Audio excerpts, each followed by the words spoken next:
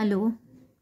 हाँ बच्चे, पहले 2 लैसन असें पढ़ी ओड़े दे न ते अज्ज अस पढ़न जा करने आं त्रीया लैसन। ठीक है, त्रीये लैसन का नाम है अजब सा ओह् आदमी ते एह् लैसन लिखे दा है मदन मोहन शर्मा होरें।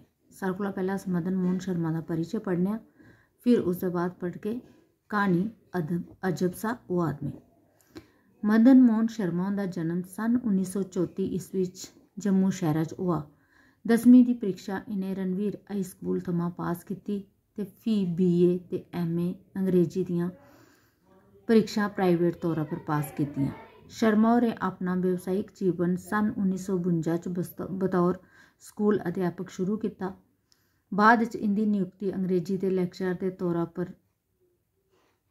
पैह्ली बारी आयुर्वेदिक कालेज च होई ते फ्ही मता चिर मौलाना आजाद मैमोरियल कालेज च अध्यापन करने परैंत्त एह् उत्थुआं सेवानिवृत्त होई गे।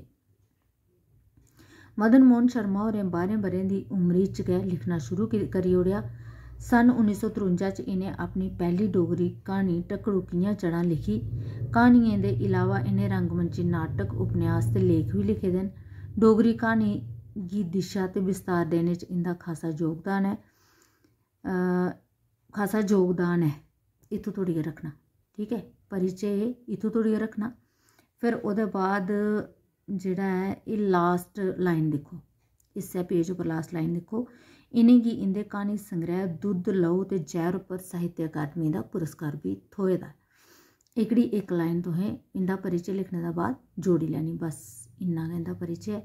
एह् परिचय तुसें शैल करियै याद करी लैना ते 2-3 बारी पढ़गे ते तुसें याद होई जाग ते इन्ना गै इंदा परिचय। अग्गें अस जेह्ड़ी इंदी क्हानी पढ़ने आं अजब सा ओह् आदमी, ठीक है।